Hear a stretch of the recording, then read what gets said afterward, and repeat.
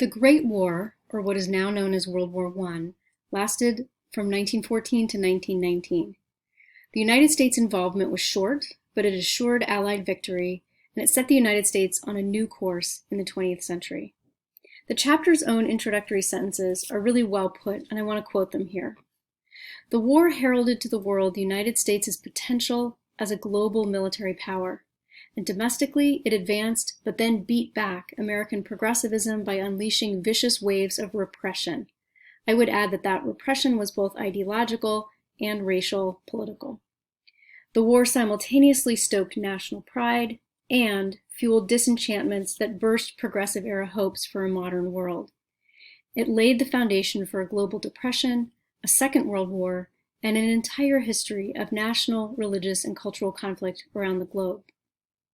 So, war is never good, but I think there's a sense in those sentences of a kind of glass half full, glass half empty, or a kind of war's some positive impacts and some extremely negative ones. Women's right to vote, for example, happened during and in the context of World War I. In this chapter, in chapter 21 of American Yawp, you'll be looking at the background to World War I and what led it into years of devastating stalemate.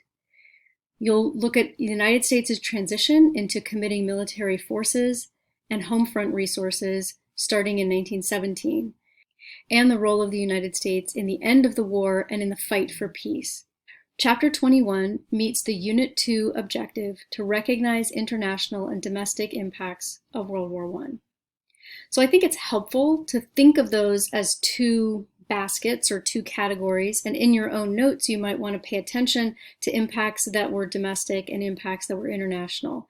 And some impacts may of course be in both categories. I've provided a downloadable notes guide to this chapter that encourages you to pull out key terms and then to answer a series of discussion questions. The notes guide is optional. It's just a way to structure your own homework and study and reading time.